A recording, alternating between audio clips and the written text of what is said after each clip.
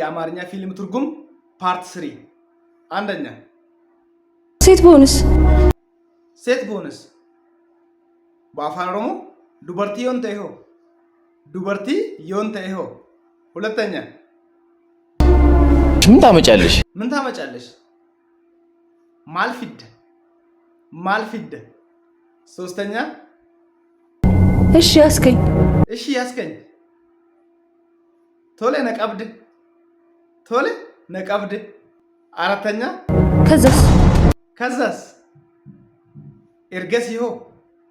ኤርገሲሆ አምስተኛ ልቀቃት በአፋን ኦሮሞ ገዲዲሲ